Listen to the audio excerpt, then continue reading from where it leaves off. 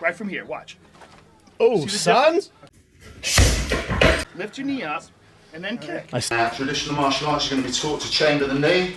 A lot of times when people do it, their knee is down and they're kicking like this. Don't bother with the chambering of the knee. His knee up high and then a twist. So it's here and then that. Don't waste time bringing the knee up and pushing through. And you're better off just turning into the position and kicking straight out. No. What I would suggest to you guys, Stand straight. Don't look at your stomach. Your stomach, your shoulder. don't waste time bringing the knee up. Joe Rogan's technique versus Scott Adkins' technique. Is this a real debate?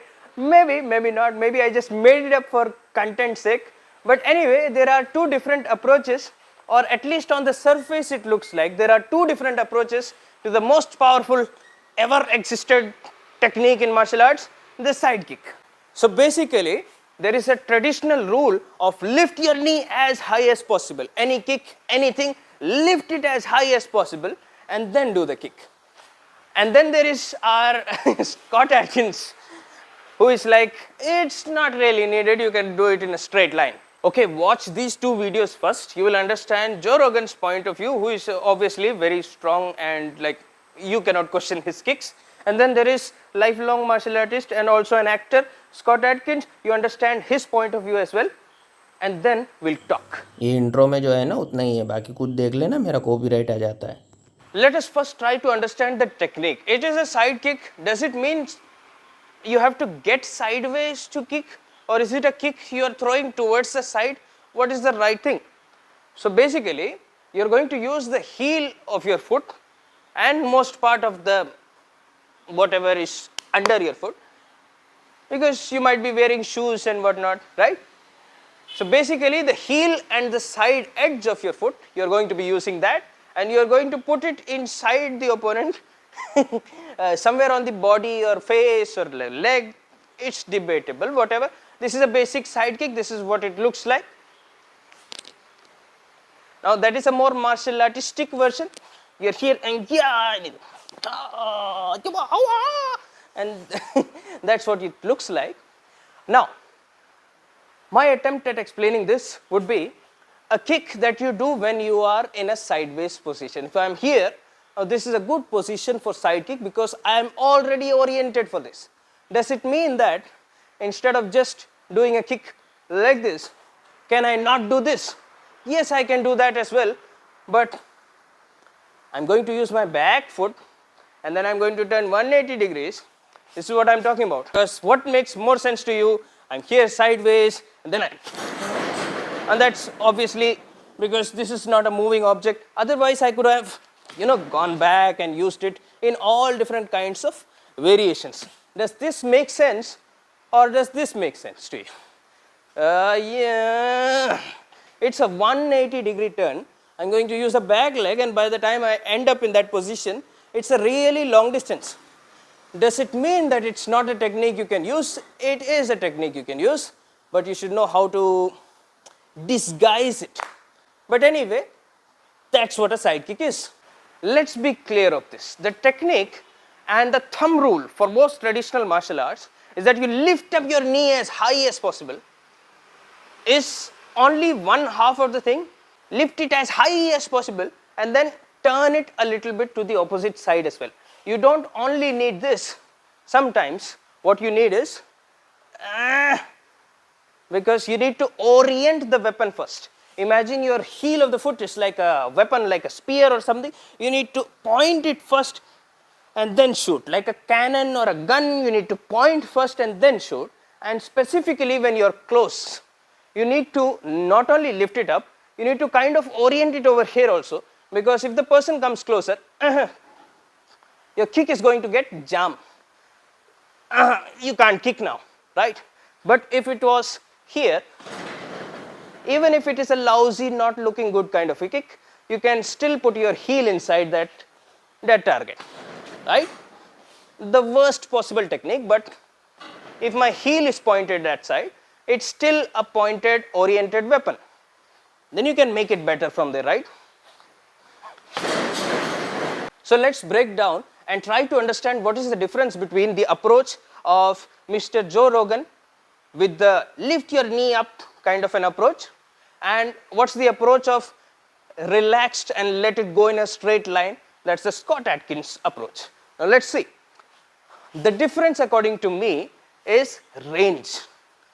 If you are close, it makes sense, you lift it up, you orient the weapon towards the target, and then you shoot. This is how mostly Mr. Joe Rogan on his podcast or on other platforms explains and demonstrates his crazy, very loud kicks. So it's going to be somewhere over here or here, and then the target is quite close. Then you are asked to lift it as high as possible and then turn. Lift it as high as possible and then turn. This makes sense when you are close. Here, because I don't have space, I have to lift it up and then try to make it pointed towards the target, and then it makes sense. For example, a punch. Imagine if my hands were always like this. I'll have to lift it up first from close range, point it, and then punch. Does that make sense? Yes, it does. Now, the technique Shri Scott Adkins ji was explaining. It is a long range, dynamic, powerful kick for the movies. It was a power kicking seminar. The answer lies in the title of the video. You are asked this kind of a kick, cross-legged side kick, or a stepping side kick, or a sliding technique of the kick. This version, which is all these things, all these factors come in when we are looking at long range. If this is a long range, and I can use that kind of a 180-degree turn with some kind of a fake like whoo, and then here, all that works because this is long range. Now, the most important sacred rule of lift your knee high and turn and lift high, lift it up high, that sacred rule might not hold like compulsory. It's not crazy compulsory that you have to do it from a longer range, because from a longer range, just like as he himself explains, it's going to be a waste of energy if I lift it up and if I am doing that from this or this in this this in this, I'm going to lift up and use the Joe Rogan technique for long range. Half of my energy is wasted in lifting it up over here in a direction that I am not going in. If it was close, I need to first make space. If it was close, I need to first make space for the kick and then do it. It makes sense. But why do I have to do this when this is the target, when this is the technique? It is a long range stepping technique, and as physics has taught you earlier in 10th standard, point A to point B, a straight line is always the shortest distance, it is the fastest, and probably in this case it will also have most power. If the foot is the weapon and this is the target, for a cross leg technique, longer range technique, I'm turning here, doing this, it is almost traveling in the straight line. What is traveling in the straight line? My heel is traveling in a straight line. So when that is traveling in a straight line, not to say that you don't have to lift up here. You do have to lift up, but it's not crazy. You don't have to do that because it is a longer range and you can kind of just follow a straight line so that it works like this. I am going to punch. I'm going to punch. I don't have to lift it up and then go. I could go from here.